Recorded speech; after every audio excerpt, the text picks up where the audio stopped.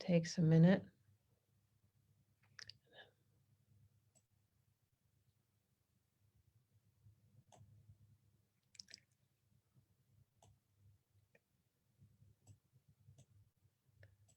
Hello, everyone.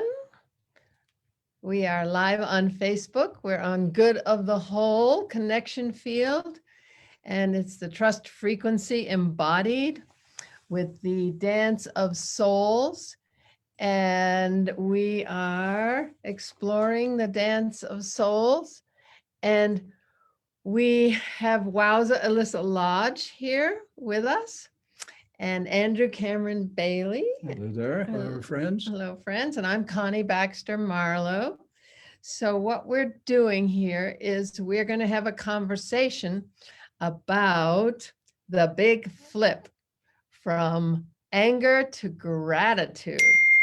And that has to do with our understanding of the conscious, loving nature of the universe, and the fact that all our relationships with the universe, with our loved ones, with our parents, with our workers, everybody, including circumstance, which is the universe, loves us, and everything happens for us, not to us. So we're going to go through a little foundational few pieces for our understanding, because this is a huge flip to go from being angry at someone and blaming them to thanking them for bringing us our shadow. Sounds like an attitude thing. It sounds like an attitude thing, Yeah. an attitude adjustment, but what it is also is an assumption. Right. Adjustment. Attitudes have underlying assumptions. Yeah, for sure. So we're going to go through a little bit of PowerPoint for a few minutes, and then we're going to have a conversation with Wowza and Andrew and me on the subject. All right. So, yeah, we're just so happy to have Wowza here, looking beautiful as always. You know, our 83-year-old friend. She's not 83, she's 38. She's 38. Come on. You never give away a lady's age. Yeah. You're a lady, so you wouldn't know. Yeah. So anyway, Wowza, you can unmute and say hello. Wowza, why don't you unmute and yeah. I said I've come to love 84.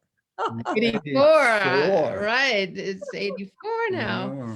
So she has Wowza size Yeah. that keeps her young, and her attitude and connection to the conscious, loving universe. Absolutely. Absolutely. So why don't I share screen here for a minute, and we'll do this thing here, and just give some foundational ideas for, let's see now, where is it? There's our screen. Okay. Do you want to fill the screen? Yeah, I think it will. Good. I think it will. Let's see, play from current slide. Here we go. So here's the Dance of Souls, the Relationship Revolution. Which is our online course at the Social Chrysalis site at the bottom of your screen there. Yeah, socialchrysalis.com, the Dance of Souls. Now, how do souls go about dancing? They dance. They come into, we dance, we come into bodies and we dance, and sometimes we dance with each other, and sometimes these dances are challenging. Yeah, and exactly. That's what this is about. We come on our soul's journey to wholeness, which is our journey to self-love. And we're going to play a little video here of Andrew and me just enticing you into this dance.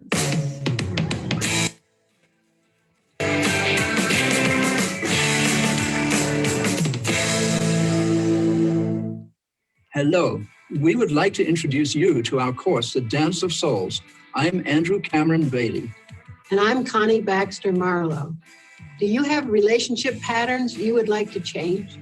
Would you like to take your understanding of the nature of relationships to another level and understand how they all serve us?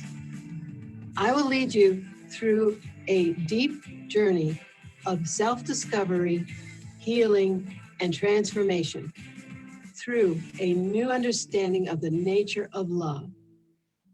And I will enhance that journey with a series of meditations that will expand your awareness to places you may never have been before. So join us. We'd love to have you with us on this amazing journey to self-love, self-acceptance, and understanding that we are so loved by a conscious universe.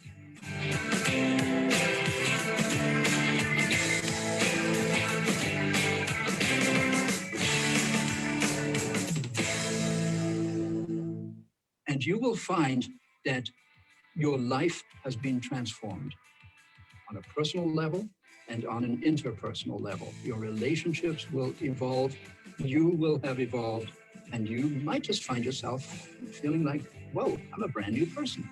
How about that? And in that process, you come to bring your true gift to the party of life, and that's you. I like the sound of that. You? Yeah. Yeah.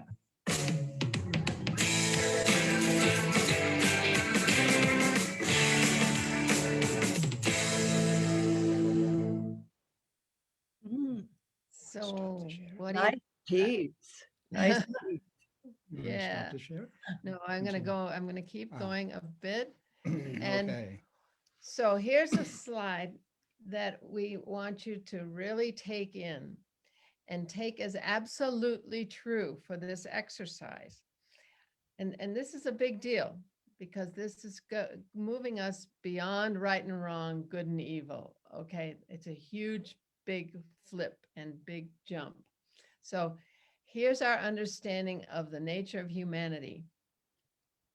And if you would memorize this statement and repeat it to yourself frequently, whoa, I think it might just change everything. Imagine 7 billion people who know this, because this, from my perspective, is a fact, and very few of the 7 or 8 billion people on this planet know this.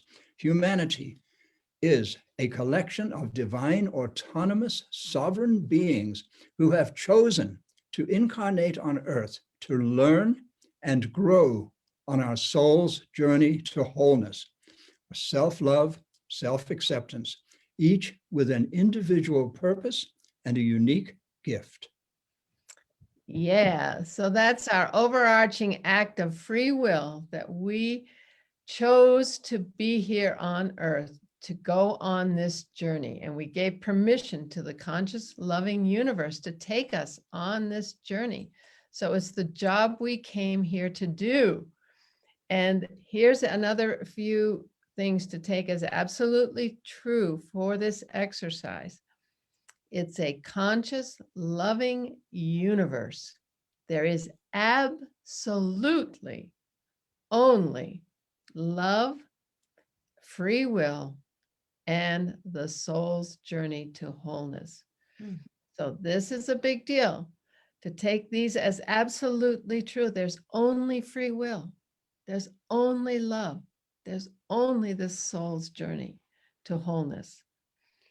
So this is a deep experiential exploration into conscious relationships. This is what we're talking about, becoming conscious of what this dance is about so that we can make this big flip from anger to gratitude. And if we're going to be neurotic, how about being consciously neurotic? Consciously neurotic. In other words, if I am working through my stuff and stuff's coming out and it's nuts, and I'm actually behaving in a neurotic manner, but I'm aware of that and I'm conscious of that, and I'm looking into my own mirror, who might be you or somebody else.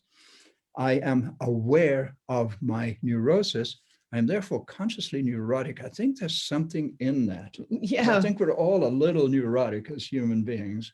Right? Wow. Most of us? Yeah. Several of us? Yeah, we can call it neurotic and becoming consciously neurotic, but neurotic sort of has a negative connotation. I know, but it's fine. I know, it's great. I'm so happy he brought that up because it's really challenging to do that and be that.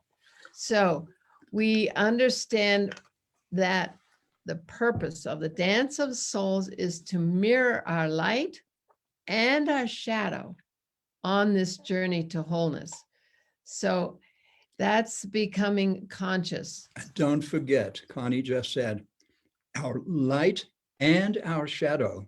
It's very easy to get so involved in our shadow and dealing with the dark stuff that we forget about the light that just outweighs the shadow by like 50 million to 1, and we forget.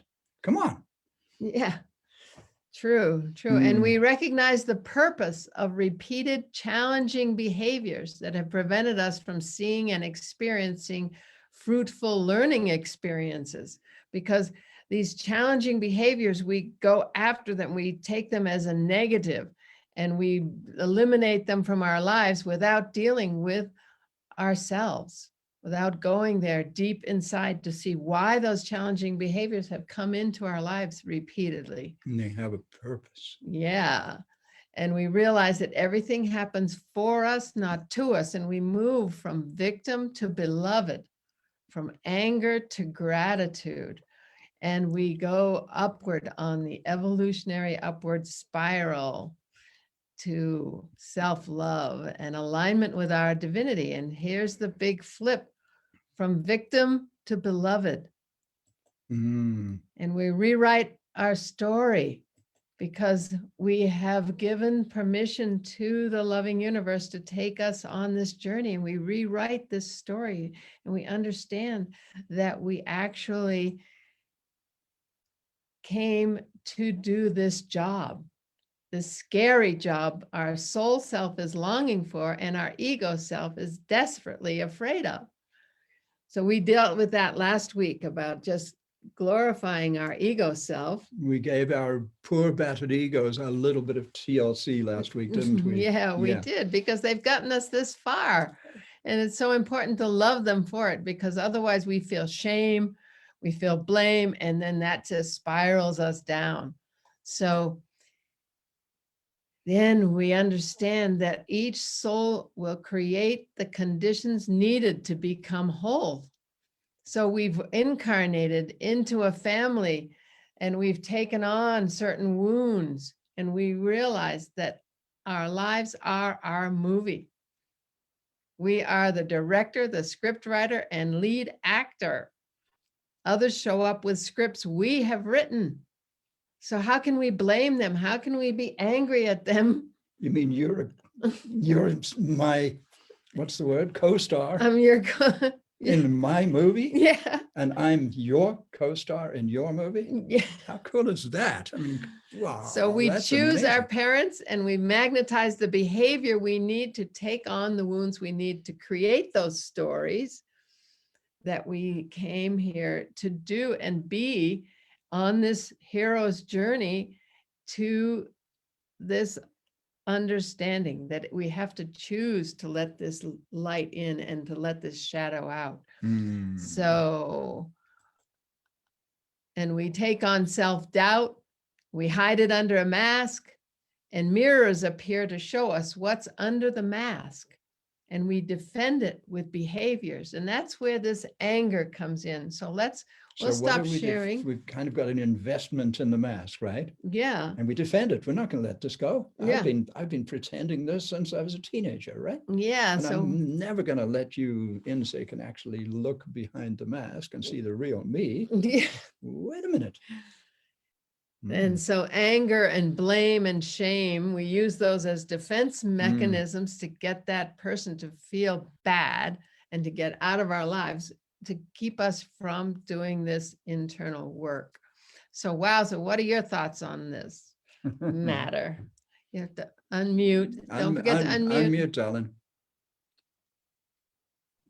There we go. Well, I feel my focus all these years has been a loving embrace of all energy below all of these games and, you know, roles we play and experiences we live out. There is an energetic underneath it all.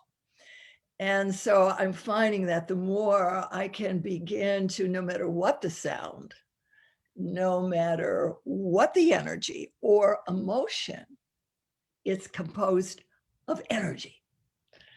And the moment I tune into the energy, well, the person might be yelling and screaming, and really come into their tone and embrace the energy rather than their words and their intention. That, yeah, that's from that ego place of subject object. But it's just so cool to be able to really feel the power of the energy itself and not be triggered by it. Wow. Now Nice. that Nice. is emotionally mature behavior, my dear. Emotional fitness. Because that's what Yeah. we're talking about too, is this emotional maturity. Okay. Because we're growing and we're learning and we're evolving.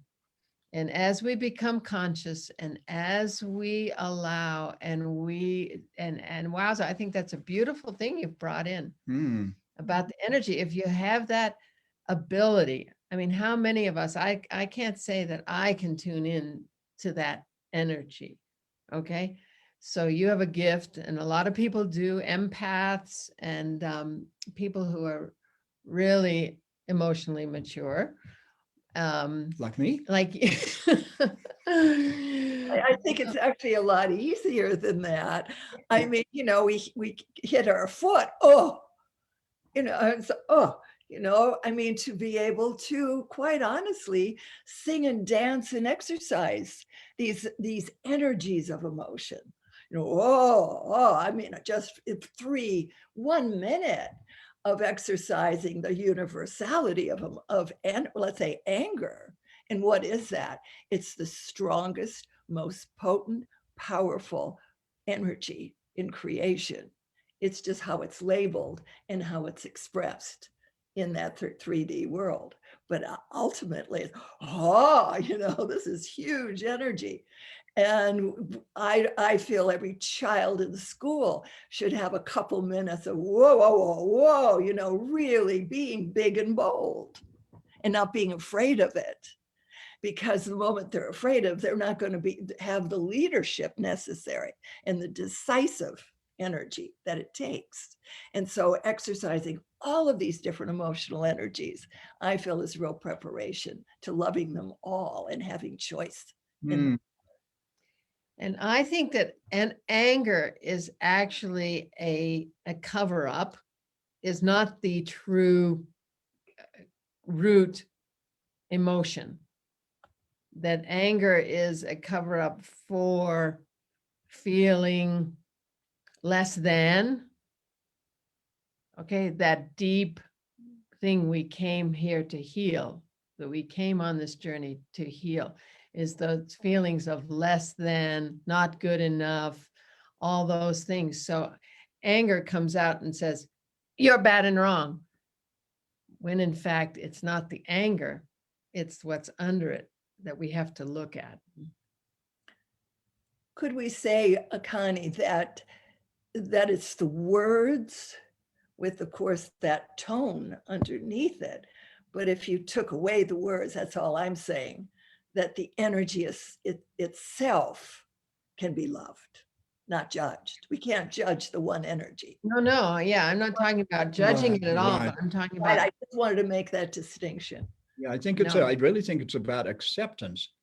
So if Connie's behavior, not that it would ever happen, but if Connie's behavior is less than perfect, and I were to be offended, well then, what does one do? And the trick, I think, is if I love her and I love her, what does that mean? It means I accept her warts and all. No warts, oh well, you know what I mean now. In other words, none of us is perfect. And if we can truly accept each other as the basis for our love, for our friendship, for our collaboration in this world together, and then behaviors that might trigger anger, if we can truly accept them and see if we can't get some understanding underneath them so that we don't actually get angry. Yeah. I realize it's a challenge if somebody's really being abusive or obnoxious.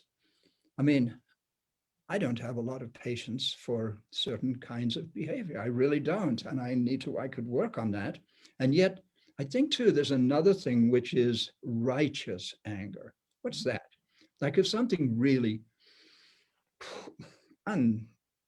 unconscionable is going on, and I get angry, I accept that anger. I don't put myself down for that kind of anger. And I think I don't want to suppress that anger. I don't want to not feel it.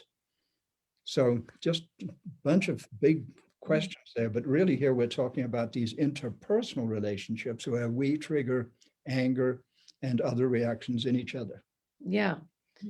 Yeah. So I think that the trigger situation, because we can look at that as anger when it's a trigger that, okay, I'm feeling triggered. You've just done a behavior that has triggered me. Now, am I going to let that trigger burst into my behavior? I can go there. When I get triggered, I can become another person. I know what I'm saying and what I'm doing, but I'm definitely triggered and by a behavior of his. Okay. So I can learn, okay, I'm feeling triggered. I'm going to breathe and I'm not going to go there. And then I say to him, well, I'm feeling triggered. And he says, well, how about a little gratitude? But that's cool. And that breaks the spell. That's cool. And then the humor comes back. Oh, right. The attitude, Yeah. the gratitude and the attitude. Yeah. So then we become conscious and we don't go flipping into behaviors. The blame, shame, defensive, attack, offensive attack behaviors. Which is so destructive in our relationships. And when we know the other person is family, when we can get to that point of knowing we're connected, then it's such a beautiful thing, to kind of enter them a little bit and really kind of feel what they're feeling from their perspective and using communication. It seems like you're really angry at me. Could you say a little more about that?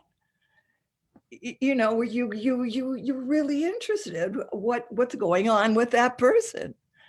And inevitably, that's usually what they want, is some kind of attention that they're so hungering for. And everything seems to irritate them. And everyone shies away. And sometimes just meeting it just straight on. And I see where you're coming from, to just be able to see one something and then say, well, this is how I feel about this. And, maybe we can come to more win-win here. But it's, entering their field and just, oh my goodness, that's how you feel. Well, this is how I feel. Usually when we can at least acknowledge another person on any level as brother, as sister. Yeah. Right. Not that's first. Then I think we can really commune. Yeah, I think your point is well taken, that not only brother and sister, but we are one. Yes. One consciousness, Yes. the unified science and everything is coming to show us that we're all one consciousness with the whole universe. Right. Not only these people that we run into and have in our lives. And if we see that we are that, if there's a behavior that's coming at us that is triggering us, we can go there and say, okay, that's the whole point of this course. Actually, okay, that's me. That's something if I'm getting triggered by that behavior, I better learn about it. Me. It's about me, because number one, it's been repeated through generations. There's patterns that have gone from my father to me, to my ex-husband, and that Andrew has a little of. I've done a lot of healing work in my day, in my life, but I've still got some work because I'm still there. But actually, we're moving right along. This course is really helping us move through our stuff. Mhm. So, and we're in our 70s, mid 70s. So we want to say to people, don't get discouraged because we're conscious people who've been really working on this our whole lives. And it's just, I say it's like having a whisk broom in our subconscious. You know, it's just, oh, tuk, tuk, tuk, tuk, tuk, there's them little bit of that still left. And tuk, tuk, tuk, there's a little bit of that still left after years and years and years, you know? So we just accept the fact that it is a long hero and heroine's journey.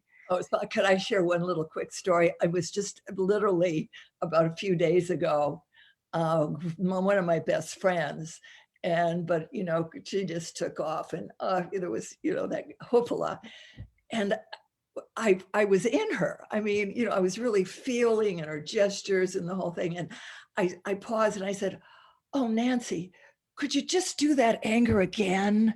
It was so fantastic. I love the way you did this thing. I mean, I can use that. Oh man, let's get at it."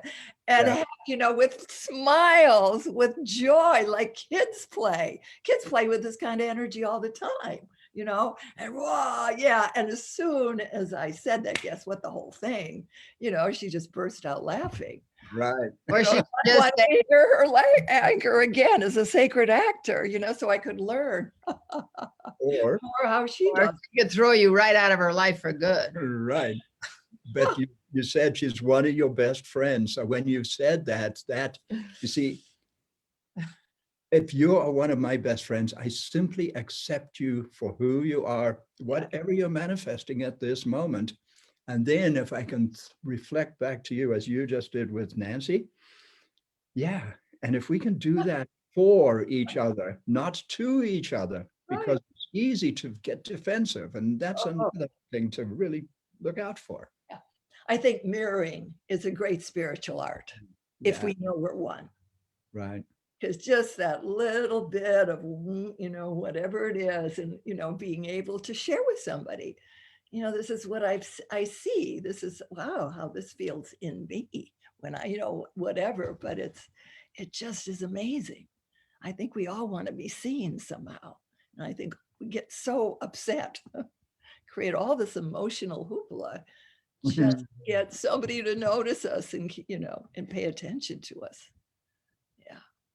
Yeah, there's that, but there's also this deep subconscious wounding, these feelings of less than, not good enough stuff that it is so important to bring forth and release into the light and help us understand that we are roving sensory organs of the divine, as Andrew says, you know, that we are magnificent beings that came here with a gift to bring to the party of life. And that gift is us, all of us, not just the part that we made up to look good and to be successful, and that mask that we've put on. So I think that that's really important, that goes deeper than just the need to be seen, which is important. Yeah, because if you've healed that, you don't have that need to be seen, you know, that need to to have behaviors that call attention to us. So that was last week we spoke of ego. And I grew up in Africa, and Africans, you may or may not know, are pretty uninhibited. They're loud, they're fun, they're funny, they're creative, and they simply don't have the kinds of inhibitions that we Americans tend to have. And when I first came to this country, I was simply I grew up in South Africa as a white guy, but it didn't matter. We were profoundly influenced by the ambiance of the culture we found ourselves within. And however, I found that behavior was interesting because that behavior was not acceptable in polite society. Too You bad. can't be enthusiast. You can't be yourself. You have to put your mask on. And as you've said to me, Wowza, you know, okay, curtains closed. Okay. And that was interesting because it got me. And these were friends from Esalen. And I was simply loving what was going on. I was happy and exuberant, but too much so for their circumstances. And so, but it got me thinking like, oh, you're on an ego trip. Remember that wonderful term, an ego trip? And I really thought about that. And I thought, well, the only time I would be on an ego trip, why would I manifest this behavior? Because I'm insecure. I'm insufficiently self-confident. My self-esteem is not where it needs to be. Now, I think there are several different things going on here. For one, it actually made me sort of shut down. I just said, okay, I can do that. And I shut down and I sort of turned myself down to 75% instead of 100%. And I was easier to be around, no doubt. But it was interesting just for that personally, that sort of, oh, I think it actually felt like an accusation. I was hurt a little bit and I went, what does this mean? And I really went inside and looked at that and said, the only time somebody would manifest this negative thing that we've described as ego is if they are insecure. In other words, it's fake. I'm pretending to be something I'm not. So I really wasn't a majestic, exuberant being who just landed in this country from Africa. Was I? Or was I? Might. This word used to a big energy. Well, Yeah. yeah, because one thing that people do to cover up, and Andrew's basically referring to it, covering up insecurity, less than not feeling good about oneself, is being a know-it-all, being a, you know, loud and, you know, a big presence. You know, those are behaviors to cover the mask, that people use to cover not to cover the mask, to cover the feelings of insecurity that he's referring to. Mask is to cover that. He's referring to. And at the other end, in the Bible, it says, don't hide your light under a bushel. What's a bushel? It's a big old basket you put over your head. Now nobody can see you and you can do whatever you like in there. And in other words, you're not bringing your full self to the party. So that's just, you know, there's several sides to this. So Yeah. if we were taught, you know, that we're separate, you were separate from me and from everyone else you see, don't look in the eyes of strangers, for heaven's sakes. You know, you are you don't mirror and get involved in other people's behavior. You stay in your little, quite honestly, little box. You know, I feel that's true, still the source of all victimized behavior, and certainly inhibitory behavior, or having to put on the big act, you know, of superior, dominant, you know, dominant, subservient, you know, one-upmanship seems to be the biggest game playing. Yeah, and what I realized is that I have certain aspects of my personality that are hard for people to take, because I'm a big personality and I'm strong personality. So I have to tone it down, like Andrew was talking about, just toning it down so that when you walk into a room, you don't take it over with your energy, you know? And so I've said that I've spent my adult life becoming more palatable to others, you know, just taking the clues, you know, and I don't think it's a mask. No, I don't see it way either.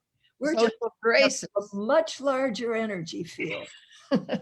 And very few people have an understanding of the energetics behind their behavior. So we're, you know, it's a little lonely, and it's a little, but we are the forerunners. I feel, you know, we're the pathfinders, and we are modeling new and different ways of being. And we have to be flexible. Yeah. And one thing I was told also that my energy was better in an auditorium of 500 people. So, I just have to be aware of that. And I don't take it offense. I don't say I'm bad and wrong because I have a big personality. And one other thing is that the thing that people have the hardest time with are the gifts we came to bring to the party. I mean, I have this personality because I have a big job to do. Okay. So I had to come into owning it. And that's a journey to come into owning yourself, owning yourself. Say you're a shy, quiet introvert, you have to own that too, because society in school, they want you up front and out there, and people say, oh, well, whatever for an introvert. I mean, I wouldn't know because I'm not one, but they have to come to love that introverted aspect of themselves just as much as I had to come to love that powerful part of myself. And I brought in an experience in my first marriage that showed me that I couldn't do that. I couldn't deny that powerful part of myself. Fortunately, I got a wonderful man who loves that powerful part of me. So I know I healed that in that former relationship. So there's all that. But what it really is our gift. Like you, Wowza, look at you. You've come to bring so much power and light and love and to the world. And if you were afraid of being Wowza, if you were just Elisa Lodge and not Wowza, Wow. True, right? And I really feel it's this energy below everything that I've come to so love, and which I feel at the universe and this oneness. If we can bring people into knowing that source and that they truly are one with everything in the universe and everyone in the universe, oh my gosh, I think that's where you can do whatever they want. I mean, it's just like, wow, isn't that interesting? We don't have to take it on with that. But if I know I just got in touch with something where as a woman, I had the belief, because my father and stuff, that I was unlovable. I mean, I wasn't worthy of love. And that's a core issue that you came for that, my darling. That was you took mine that as well. on. That was mine as well. That was mine as well. Had that deep, and that's deep core issue. I don't deserve to be here. I'm not lovable. Yep. Phew. What's so wild, the Chinese that I'm doing right after this, my job with them in the 3-month training is on the love in relationship, of enhancing the love of in relationship. Is nice. That cool? So you're like, Get them to take our course too. 80 years, I'm really bringing it to another part of the world. So that's really fun. So are they all men or is it mixed? No, it's all mixed couples. They're all couples. Oh, wonderful. Yeah. Okay. It's couples work and more tantric, and really getting them again to express their joy and passion and ecstasy with each other. Whoa. Good. We'll take your course. Yeah. China and get to the other side of this connection. Beautiful. So let's bring it back down to today's discussion. This is beautiful. Thank you so much. And let's see, we have another 10 or 12 minutes. The big flip.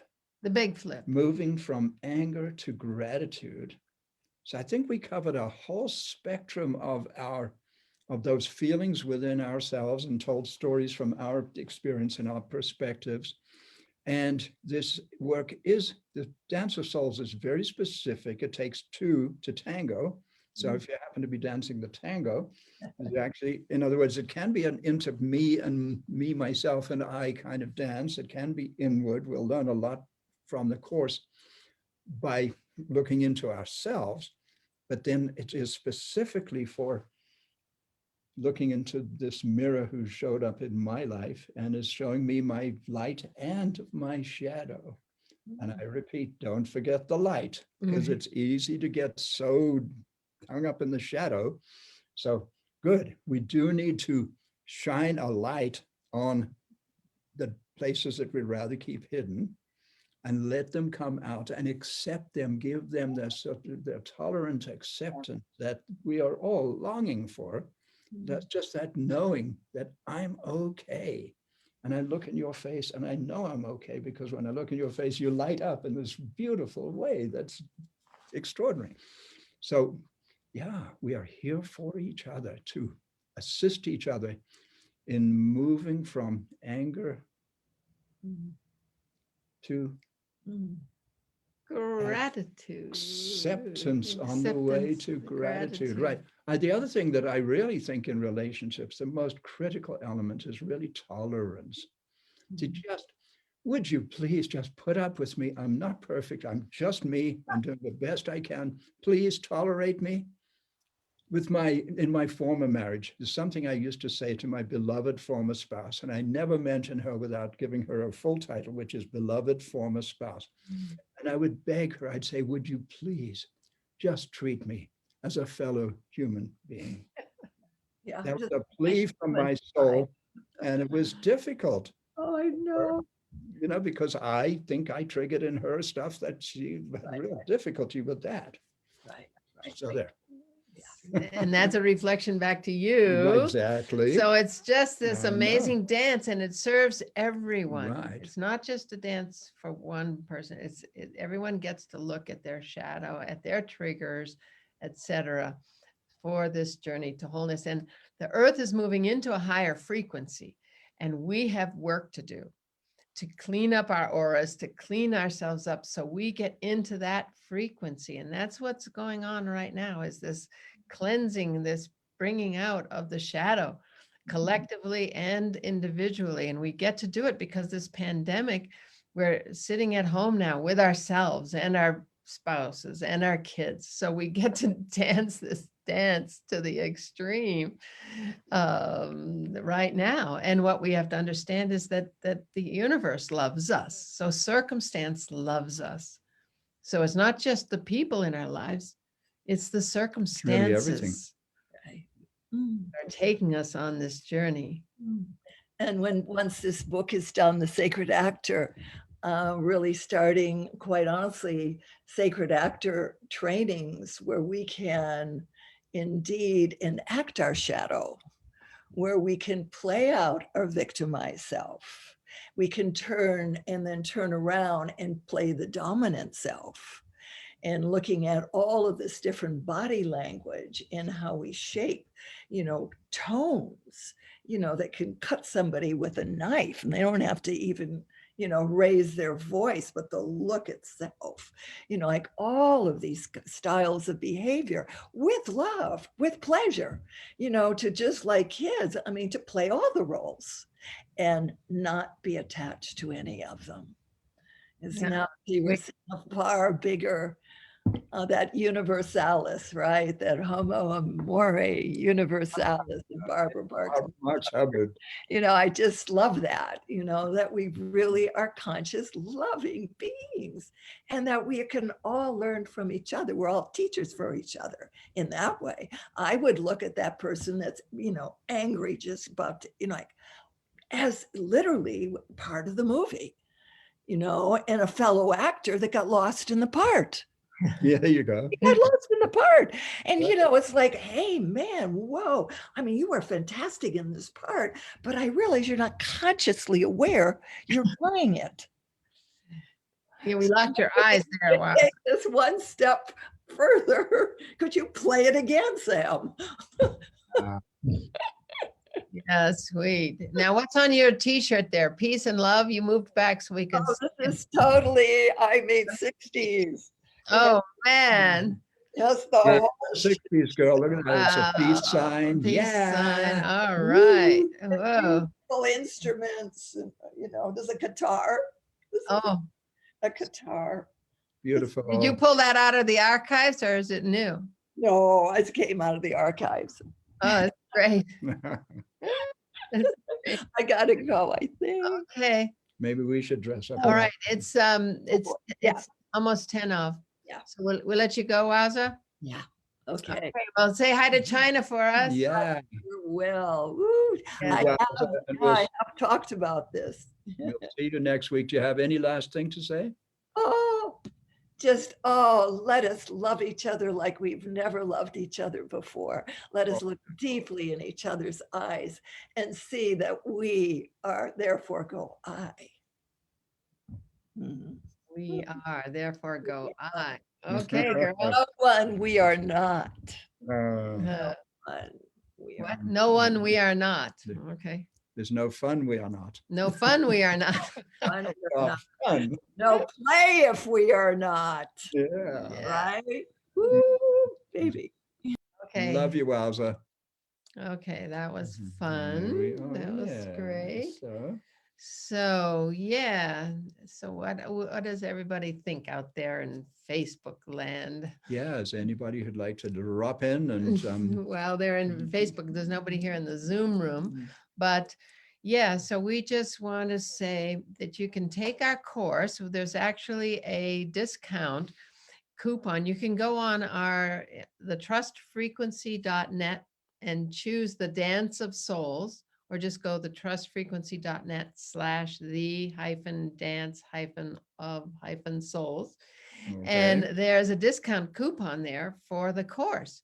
So we encourage you to give it a shot, because we take you through some processes and some meditations, as Andrew has said. And we feel that it's just such important work to do for this big flip from victim to beloved. from anger to To gratitude. gratitude. Put a little gratitude in the attitude. Yeah. And what this does, it really involves not just a big flip, but it takes a big leap out of duality, okay? Out of right and wrong, good and evil, victim and perpetrator. So that is a big deal. And until we can do that, until we do it, we're still in a lower frequency. We're not in this frequency that the earth is moving into, and into what we call the trust frequency, where there's more beauty, balance, joy, and abundance than we can fathom. And that's a whole nother course. And we have given on this Good of the Whole, we have walked through the whole 10 assumptions. And The 10 assumptions being? So for those who don't know, we have a book called The Trust Frequency, and the subtitle of the book is 10 Assumptions for a New Paradigm. Our assumptions play an incredibly powerful role in what we manifest, what we experience in the world. And that work, the trust frequency work, is about going into our core beliefs, which are often unconscious, subconscious. We learned them as little children. It's our belief system. It's our worldview. And once we look at that, we might just look at it and say, my God, where did I get that from? And the answer is you got it from your dad when you were 3, or something came into your life and you took it as absolutely true, which is what an assumption is. So we're proposing that we can bring these buried assumptions, these unexamined assumptions, into the light and look at them. And then we offer in the book and in the trust frequency work 10 alternatives to our fundamental core beliefs. And it changes everything, because our life really, the way we manifest and what we create in life gets filtered through the lens of our belief system, our worldview, our core assumptions about the nature of reality. yeah, and we have 7 aspects of our consciousness that create our reality, that actually determine our frequency. And so I'll say those in a sentence. And this is a little toolkit for understanding that what creates our vibration, what creates our reality. It's pure physics, what frequency we're at, what laws apply to us, what our reality is. And this has to do with the observer effect, that quantum science. Yes. Did you want to add I something? just wanted to say that what Connie is talking about here is consciousness, that which we experience. The only thing I experience is my consciousness. And my consciousness breaks down into 7 attributes or aspects, each beginning with the letter A. So we call them the 7 A's. Right. Check it out. Yeah, check it out. And here they are in a sentence: with expanded awareness and accurate assumptions, we choose our attitude, consciously direct our attention, align with our highest inner promptings, take committed action, which is the kicker, because we have to act from that place. We can't just think it and do it. We have to take action from it, take committed action, and allow the loving universe to manifest beyond our wildest dreams. So we'll leave you with that. And that's our 4th assumption. And we've gone over our first, second, and third assumptions. The first assumption being there's only love. Or we live in a conscious, loving universe. There is only love. How about that?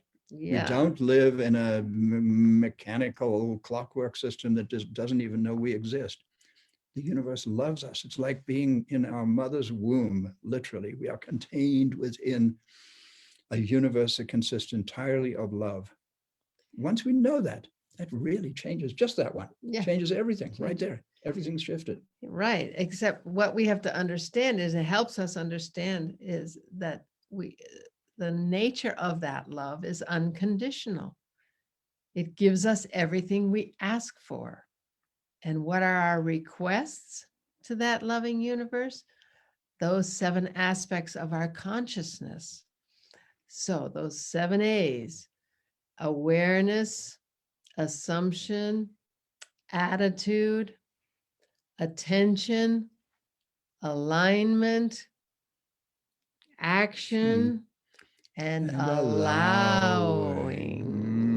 So ultimately, when you're truly in the trust frequency, you simply allow the universe, which is consciousness itself, to manifest through you, within you, and around you. And it really changes everything once you have that perspective on the nature of reality. So that's our gift to you. And we're going to sign off now, and we'll be back next week. And we hope you join us, and would love for people to come into the Zoom room and have a conversation. Yeah, tell people about it. I like to call this our Monday night class. Yeah. And we've been doing it for a long time, as you can probably guess. And also we have an ebook, The Conscious Loving Universe, a guidebook. And you can go to thetrustfrequency.net/CLU-ebook and get our free ebook. It's a free book. It's a free book. It's a free ebook. So have some fun. Go to thetrustfrequency.net. And we have lots of videos on the YouTube, The Trust Frequency. And just have some fun in an alternative universe where there's more abundance than we can fathom. And that's where we're headed, into a whole new world of understanding, because all our systems are built on beliefs of scarcity and separation, and all that's going away. So we just got to get with it ourselves so we can go into this higher frequency. And that's that inner work, that inner journey. So thank you very much. And we'll see you next week. We love you. And we're going to click off and go away. There's Norman. Hello, Norman.